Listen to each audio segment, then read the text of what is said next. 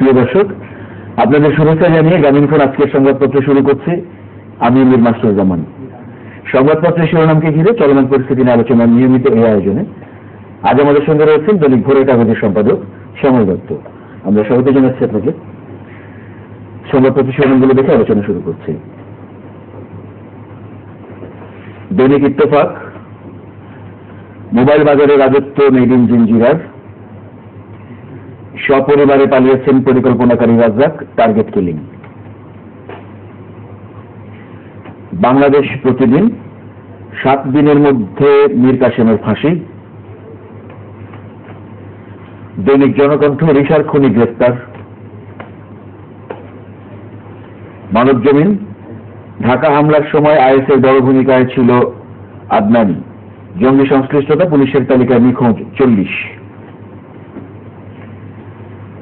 আমাদের সময়, ওবায়দুলকে ধরিয়ে দিলেন মাংস বিক্রেতা, রিশা হত্যাকাণ্ড। ছাত্রলীগের আলোচনায় প্রধানমন্ত্রী, স্বাধীনতা সংগ্রামে আমার মায়ের ভূমিকা অত্যন্ত গুরুত্বপূর্ণ। সকালের খবর, সব সাংবাদিক হত্যার বিচার হবে, প্রধানমন্ত্রীর ঘোষণায় আবার আশায় বুক বেঁধেছে সাগর রুনির পরিবার। জয় দিন, নিখোঁজ ছেলেকে ছাড়া সিদ্ধান্ত দিতে চান না মীর কাসেম। দৈনিক মানবকণ্ঠ, ঢাকা ইসলামাবাদ সম্পর্ক আবারও উত্তপ্ত, মীর কাসেমের ফাঁসি ইস্যু, পররাষ্ট্র সচিব পর্যায়ে বৈঠকে এলো না পাকিস্তান। দৈনিক ইনকিলাব, অবহেলিত দক্ষিণের উন্নয়ন গল্প। ভোরের কাগজ, বাংলাদেশের জন্য ইতিবাচক বার্তায় ছিল কেরির সফরে। আমাদের অর্থনীতি, সাইবার আক্রমণের কথা জানিয়ে সুইফটের চিঠি, স্বদেশেই শয্যা নিলেন শহীদ কাদরী। বণিক বার্তা, দূষিত বাতাসে মৃত্যুর সংখ্যা বাড়ছে। দৈনিক দিনকাল, 10 মিনিটেই তলিয়ে যেতে পারে রাজশাহী মহানগর, মুক্তিতে বাধা নেই, জামিন পেলেন সাংবাদিক শফিক রেহমান। দৈনিক সংগ্রাম, পাসপোর্ট ভেরিফিকেশন, বিচারপতির স্ত্রীর কাছে ঘুষ চাওয়ায় পুলিশ কর্মকর্তা গ্রেফতার। দৈনিক করতোয়া, বগুড়ায় শিশু হত্যার দায়ে একজনের ফাঁসি। The Independent, Shahjalal fertiliser awards 40 star. The Financial Express, passport department deforce on that. শিরোনামগুলো দেখলাম সংবাদপত্রে। 71 মানবতা বিরোধী অপরাধে ফাঁসির দণ্ডাদেশ পাওয়া মীর কাসেম। আমরা জানি যে তার রিভিউ খারিজ হয়ে যাওয়ার পর ফাঁসি কার্যকর করা এখন সময়ের ব্যাপার, মাঝখানে শুধু রাষ্ট্রপতির ক্ষমা ভিক্ষার প্রসঙ্গটি ছাড়া। তো আমরা দেখেছি যে 7 দিনের বেশি তাকে নিয়ে সময় দেওয়া হবে না ক্ষমা ভিক্ষার জন্য। যতটুকু জেনেছে কালকেও আবার তাকে জিজ্ঞেস করা হবে তিনি রাষ্ট্রপতির কাছে ক্ষমা ভিক্ষা চাইবেন কি চাইবেন না। তিনি একটু চালাকি করছেন এখানে, তার যে পুত্র যাকে পাওয়া যাচ্ছে না তার সঙ্গে আলোচনা করেই তিনি সিদ্ধান্ত নেবেন, ফলে কালক্ষেপণের আরেকটি চালাকি তিনি করার চেষ্টা করছেন। তো সেটা দেখা যাক, আমরা কালকে হয়তো জানতে পারবো। কালকে যেহেতু আমাদের আইজি প্রিজনের বক্তব্য শুনলাম যে কালকে তাকে আবার জিজ্ঞেস করা হবে, কারণ এটি তার জিজ্ঞেস করার বিষয়, এটি তার কারোর সাথে আলোচনা করে দেখার কোনো বিষয় না। কারণ তার রিভিউ বাতিল হওয়ার পরে তার একটাই অপশন যে তিনি রাষ্ট্রপতির কাছে পান ভিক্ষা চাইবেন অথবা চাইবেন না, এর মাঝখানে আর কিছু নেই। কারো সঙ্গে দেখা করে আলোচনা করে এরকম শর্ত দিয়ে কিন্তু এই পান ভিক্ষার বিষয়টি বিবেচিত হয় না। ফলে আগামীকাল আমরা জানতে পারবো যে, তবে এই পুরো সময়টা সর্বোচ্চ 5-7 দিনের বেশি না আর কি। অলরেডি তো কালকে একদিন চলে গেল, আজকে একদিন চলে যাচ্ছে, ফলে আর কয়েকদিন তিনি সময় পাবেন। সেই চালাকিটা তিনি করার চেষ্টা করছেন। আজকে আরেকটি প্রধান শিরোনাম, ঢাকার স্কুলের শিশু শিক্ষার্থী রিশা, তার অভিযুক্ত হত্যাকারী ওবায়দুলকে নীলফামারীর ডোমার থেকে গ্রেফতার করা হয়েছে। আমি আইন শৃঙ্খলা রক্ষাকারী বাহিনীকে প্রথমে ধন্যবাদ দিতে চাই যে তারা চেষ্টা করলেও যে অপরাধে ধরা পড়ে তার একটি উদাহরণ এটি। কারণ এটি অত্যন্ত নির্মম একটি হত্যাকাণ্ড এবং এত বেদনার্থ করেছে মানুষকে যে একটি স্কুল থেকে একটি মেয়ে যাওয়ার সময় স্কুলের সামনেই তাকে ছুরিকাঘাত করে হত্যা করা হয়েছে। তারপরে আমরা দেখছি গত 2 দিন যাবত স্কুলের ছাত্রছাত্রীরা কিন্তু রাস্তায় নেমে আন্দোলন করছে, সেখানে শিক্ষামন্ত্রী পর্যন্ত এসছেন। কিন্তু একজন খুনি গ্রেফতার হবে, খুন হয়েছে, এখানে ছাত্রছাত্রীদেরকে রাস্তায় নামতে হবে কেন? এটা তো অটোমেটিক্যালি হওয়ার কথা। এখানে শিক্ষামন্ত্রীকে এসে বলতে হয়েছে যে আমরা খুনের, শিক্ষামন্ত্রী যদি বলে যে আমরা খুনের গ্রেফতার চাই, শিক্ষামন্ত্রী তো গ্রেফতার করবেন, তিনি সরকারের মন্ত্রী পরিষদের সদস্য। তিনি এই সমাবেশে, ছাত্রছাত্রীদের সমাবেশে এসে বলছেন যে আমরা খুনের গ্রেফতার চাই, এটি খুবই আমাদের জন্য খুব হতাশাজনক। কারণ আমরা এই যে একটা স্কুল ছাত্রী, তার স্কুলের সামনে নিরাপদ না, তাকে ছুরিকাঘাত করে পালিয়ে চলে গেল, তারপরে যদি আমার তো বিশ্বাসে যদি ছাত্রছাত্রীরা এভাবে রাস্তায় নামতো গত 2 দিন যাবৎ, তাহলে এই খুনি ধরা পড়তো না। আমি তারপরও পুলিশ প্রশাসন, এখানে আমি যতটুকু শুনেছি, আজকে নিউজে যেটা দেখেছি যে নীলফামারীতে, সেখানে ঢাকা থেকে যে টিম গেছে তারা, পাশাপাশি নীলফামারীর স্থানীয় পুলিশ এবং স্থানীয় র্যাব, সবার প্রচেষ্টায়, এবং সর্বোপরি একজন মাংস বিক্রেতা, তাকে সবচেয়ে বেশি ধন্যবাদ দিতে হয় যে এই তার পরিচয় পেয়ে খোঁজটি পুলিশকে দিয়েছেন। যাই হোক, আমরা চাইবো যে দ্রুত বিচার ট্রাইব্যুনালে এর একটা সমাপ্তি হওয়া, কারণ বিচার আমাদের এখানে একটা দীর্ঘসূত্রতার প্রক্রিয়া। এই দীর্ঘসূত্রতার মধ্যে যাতে এটিও না পড়ে, সেই বিচারটি যাতে দ্রুত হয়। কারণ একটি মেয়েকে এভাবে প্রকাশ্যে দিবালোকে স্কুলের সামনে ছুরিকাঘাত করে মেরে ফেলবে, এটা খুবই নির্মম একটি ঘটনা, এবং এর বিচারটাই একমাত্র, দ্রুত বিচারটাই একমাত্র সবার কাম্য। আপনি যেমন বিচার দীর্ঘসূত্রিতার কথা বলছিলেন, অনেক তদন্তের ব্যাপারে, আমরা আরেকটি শিরোনাম কিন্তু দেখেছি যে মাননীয় প্রধানমন্ত্রীর সাম্প্রতিক আশ্বাসের পরে সাগররণীর বিচারের ব্যাপারেও সেদিন আজকে বছরের পর বছর ঝুলে আছে, কোনো কুল কিনারা হচ্ছে না, তদন্তের কি পর্যায়ে আছে আমরা জানিও না। এটা একবার সিআইডি, একবার র্যাব, একবার বহু জায়গায় ঘোরাঘুরি করেছে, কিন্তু এর পরিণতি কি সেটা তো কিছু জানতে পারছে না। এটা বিচার, মানে একটি কথা আছে, জাস্টিস ডিলেড জাস্টিস ডিনাইড। আপনি বিচারটা যথাসময়ে না হওয়া কিন্তু অবিচার হওয়ার সামিল। সুতরাং সময়ের সঙ্গে বিচার হওয়াটা একটা জরুরি গুরুত্বপূর্ণ বিষয়। সাগররণীর হত্যাকাণ্ড, আরো অনেক হত্যাকাণ্ড আছে এরকম, আমাদের সাংবাদিকদের মধ্যে অনেক সাংবাদিক মৃত্যুবরণ করেছেন যাদের কোনো বিচার এখনো পর্যন্ত হয়নি।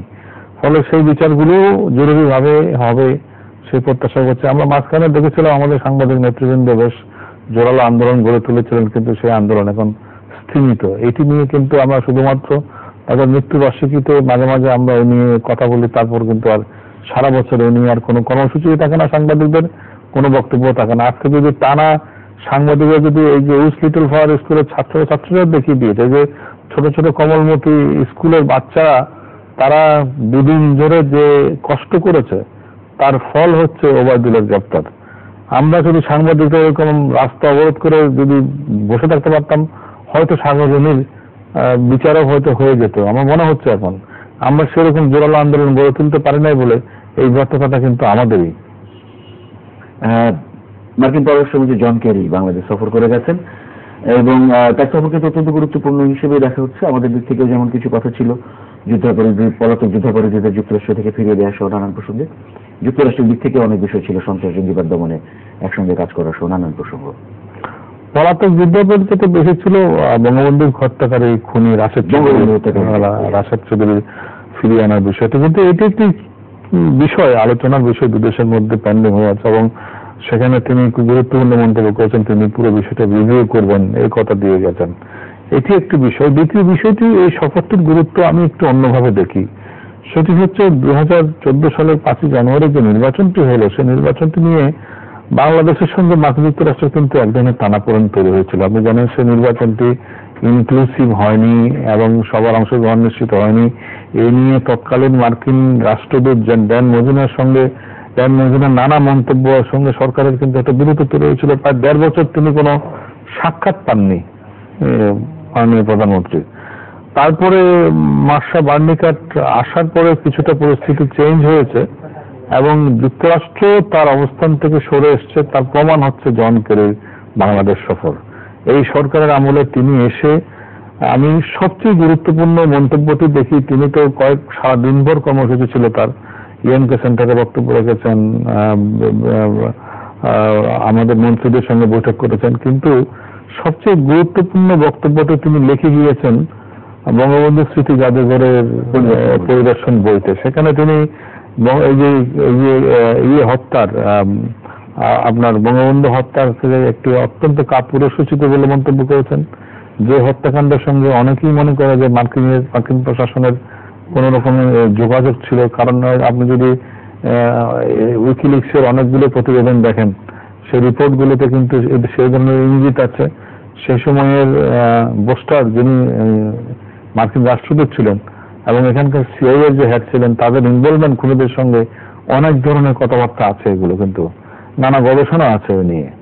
এটা একটা দিক। দ্বিতীয় দিকটি তিনি মন্তব্য করেছেন যে তার কন্যা, বঙ্গবন্ধুর কন্যা শেখ হাসিনার নেতৃত্বের দৃঢ়তার সঙ্গে দেশ এখন এগিয়ে যাচ্ছে, উইচ ইজ ভেরি ইম্পর্টেন্ট। আমি মনে করি যে সোনাবাংলা শব্দটি ব্যবহার করেছেন এবং শেখ হাসিনার নেতৃত্বে দেশ এগিয়ে যাচ্ছে, এই কথাটি কিছুদিন আগেও আমরা মার্কিন যুক্তরাষ্ট্রের কাছ থেকে আশা করতে পারতাম না। যেখানে আমরা দেখেছি তারা সবসময় বারবার গণতন্ত্র, নির্বাচন ইত্যাদি নিয়ে, মানবাধিকার ইত্যাদি নিয়েই কথা বলতেন। তবে আজকের বিভিন্ন পত্রপত্রিকায় মানে সবার মূল্যায়ন হচ্ছে দুই পক্ষই খুশি। এমনকি বিএনপি দূতাবাসে গিয়ে দেখা করেছে, যদিও এটা নিয়ে নানা সমালোচনা আছে। একজন সাবেক প্রধানমন্ত্রী দূতাবাসের মতো জায়গায় গিয়ে দেখা করলো তার সঙ্গে, এটা মানে একটু অসমন্য দেখায়। তারপরেও তারাও নির্বাচন নিয়ে আলোচনা করেছেন, কিন্তু এসব ব্যাপারে মার্কিন মতামত কি সেটা কিন্তু জানা যায়নি। তারা তাদের বক্তব্য তুলে ধরেছেন, উভয় পক্ষই খুশি। কিন্তু আমি মনে করি সবচেয়ে বড় লাভ হয়েছে বাংলাদেশের, কারণ বাংলাদেশের সঙ্গে অনেকগুলো দ্বিপাক্ষিক বিষয় আছে, জিএসপি ফ্যাসিলিটির বিষয় আছে, আমাদের গার্মেন্টস রপ্তানির বিষয় আছে, আমাদের প্রায় 5 লক্ষ বাংলাদেশি আমেরিকাতে আছে, আমাদের প্রায় 3,500 স্টুডেন্ট আমেরিকায় পড়াশোনা করে, ফলে অনেকগুলো দ্বিপাক্ষিক ইস্যু আছে। সেই সমস্ত বিষয়ে এই সফর আরো জোরদার করবে, আমি সেই প্রত্যাশা করি। এবং আমি মনে করি যে এই সফরের মধ্য দিয়ে তিনি আরো কিছু বার্তা দিয়ে গেছেন, যেগুলো হয়তো কিছুদিন পরে নানা অ্যানালাইসিসে জানা যাবে। আমরা জানি যে দুটো গুরুত্বপূর্ণ ইস্যু আছে, সেনসিটিভ ইস্যু। একটি হচ্ছে রূপপুর পারমাণবিক কেন্দ্র হচ্ছে রাশিয়া নির্মাণ করছে, এটি নিয়ে এক ধরনের মার্কিন স্পর্শকাতরতা থাকাটা স্বাভাবিক। দ্বিতীয় বিষয়টি, আগামী মাসে আপনি জানেন যে চীনের প্রেসিডেন্ট জিনপিং বাংলাদেশ সফরে আসছেন এবং চীনের সঙ্গে বাংলাদেশের অর্থনৈতিক সম্পর্ক খুব দ্রুত এগিয়ে যাচ্ছে, যেটি কিছুটা উদ্বিগ্ন করতে পারে মার্কিন যুক্তরাষ্ট্রকে। কারণ বঙ্গোপসাগর এলাকায় চীনের এক ধরনের আধিপত্য বিস্তার হয়ে যাচ্ছে। তারা শ্রীলঙ্কার হাম্বানটোটায় একটা ডিপ সি পোর্ট নির্মাণ করেছে, বাংলাদেশে একটি ডিপ সি পোর্ট নির্মাণ করার প্রস্তাব আছে। আপনার চীনের প্রেসিডেন্ট যখন আসবেন চট্টগ্রামে একটি টানেল উদ্বোধন করবেন, কাজ শুরু করবেন না এটা এই টানেলের। ফলে সব মিলিয়ে চীনের সঙ্গে বাংলাদেশের সম্পর্ক যেভাবে দ্রুতগতিতে এগিয়ে যাচ্ছে, এসব ব্যাপারে জিওপলিটিক্সে মার্কিনের দিকে একটা স্পর্শকাতরতা থাকা স্বাভাবিক। আমার ধারণা বিপক্ষের আলোচনায় এইসব বিষয়গুলো আসছে, যেগুলো ভবিষ্যতে জানা যাবে আরো ডিটেল। আরেকটি ভালো ছিল, আমরা কয়েকদিন ধরে ধারাবাহিকভাবে দেখছি, সেটি হচ্ছে অনূর্ধ্ব-16 নারী ফুটবলে বাংলাদেশের যে দল, সেই দল ধারাবাহিকভাবে ভালো খেলছিল, অসাধারণ। আমি গত রেকর্ড 10 গোলে হারিয়েছে, 10-0 গোলে হারিয়েছে, সিঙ্গাপুরের মতো দলকে 5-0 গোলে হারিয়েছে। ফলে মানে ইরানকে হারিয়েছে, ইরানের মতো শক্তিশালী দলকে হারিয়েছে। তো আমাদের মনে হয় নারী ফুটবলারদের জন্য একটা আলাদা করে আমাদের ধন্যবাদ দেওয়ার বিষয় আছে, কারণ তারা আমাদের ফুটবলে আমাদের রেকর্ড খুব একটা ভালো না। পুরুষরা যারা খেলছে তাদের খুব একটা ভালো পারফরমেন্স আমরা দেখি, আঞ্চলিক পর্যায়ে খুব ভালো রেজাল্ট করিনি। সেক্ষেত্রে মেয়েরা ভালো করছে, মেয়েরা ভালো খেলছে, অন্তত নারীরা আমাদের সম্মানটা তুলে ধরবে, আমরা সেই প্রত্যাশা করছি। এবং মেয়েরা অনেকদিন ধরে কনস্ট্যান্টলি ভালো খেলছে। আপনি দেখেন মেয়েদের ফুটবল খেলা নিয়ে কিন্তু বেশ কিছু কলসিন্দুর মেয়েদের নিয়ে অনেক রিপোর্ট হয়েছে পত্রপত্রিকায়। তো সেক্ষেত্রে তারা আরো ভালো করবে এবং আমার ধারণা যে তাদের মধ্যে স্পিরিটটি ভালো, না হলে 10 গোল দেওয়া এটা একটা বিশাল ব্যাপার। তো সিঙ্গাপুরের মতো দলকে হারানো এটা একটি বিশাল ব্যাপার। এরা তো খুবই প্রফেশনাল টিম। ইরানকে হারানো একটা গুরুত্বপূর্ণ ব্যাপার, তারা খুবই স্ট্রং একটি টিম। তো সেই সব দলকে হারিয়েছে, আমি মনে করি যে আগামীতে আরো ভালো করবে সেই প্রত্যাশা করছে। কবি শহীদ কাজী তার মরদেহ দেশে খুবই মর্মান্তিক একটি সংবাদ। হ্যাঁ, তার লাশ আজকে এসেছিল এবং শেষ পর্যন্ত শহীদ মিনারে নাগরিক শোকসভা এবং তার ভাইয়ের বাসায় গিয়েছিল বাড়িবেলায়। তার কিছুক্ষণ পর শহীদ মিনারে সবার জন্য উন্মুক্ত রাখা হয়েছিল শ্রদ্ধা জানানোর জন্য। শেষ পর্যন্ত মিরপুর শহীদ বুদ্ধিজীবী কবরস্থানে তাকে দাহ করা হয়েছে। একটি জিনিস যে মানে 50 দশকের উত্তর আধুনিক কবিতার মধ্যে তার অবস্থান অন্যতম একেবারে, এবং দীর্ঘদিন তিনি প্রবাসে ছিলেন। একটু বাংলাদেশ অভিমান ছিল তার উপরে, বাংলাদেশের উপরে। এবং আজকে আমি দেখছিলাম নানা অনুষ্ঠান তাকে নিয়ে।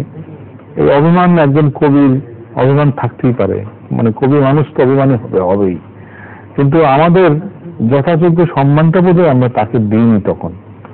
জীবিত অবস্থায় জীবিত শহীদ কাদরী আমাদের সম্মান আমরা জানি যে বাংলা একাডেমি পদক 21 সেই পদকগুলো পেয়েছে, কিন্তু কেন তিনি দেশে আসতে চাইতেন না তার একটি কথা আমি শুনেছি। তার শেষ বয়সে এসে তিনি একটি মানে হাসপাতালে বৃদ্ধদের এখানে কাজ করতেন। একজন এত বড় মাপের কবি তো এরকম কাজ করার কথা না।